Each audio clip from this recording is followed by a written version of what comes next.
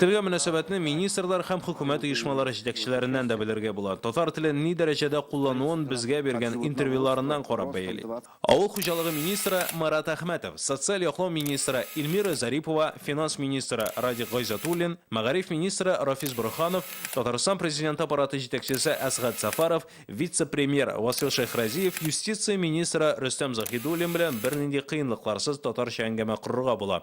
Экология министры Александр Шадриков та үзе чуаш милләтеннән икенче дәүләт телендә иркен аралаша. Бәйнкенне без чыраштык Удурасыл компания белән. Без понимание бездә бар. Мәдәният министры Ирада Юпова, иктисад министры Фәрид Габдулганиев, яшьләр министры Дамир Фаттахов әзерлексез рәвештә татарча интервью бирмәскә тырыша.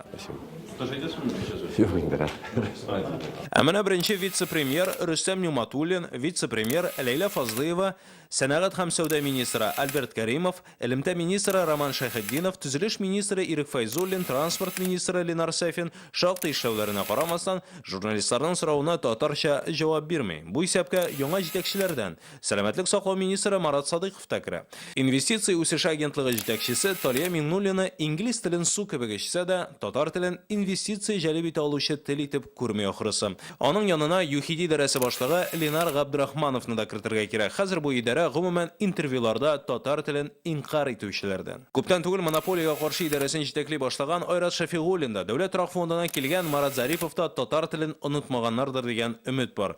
Һәр хәлдә яңа вазифада алар авызыннан әле татарча чыгыш ишетелгәне юк. Зур чиновник татарча сөйләшә алмый икән, димәк, ул үз эшеннән китергә тиеш. Шулай булырга тиеш минемчә. Безнең бит милли республика. Бу анары ул көчләп түгел, бу бик табигый нәрсә булырга тиеш.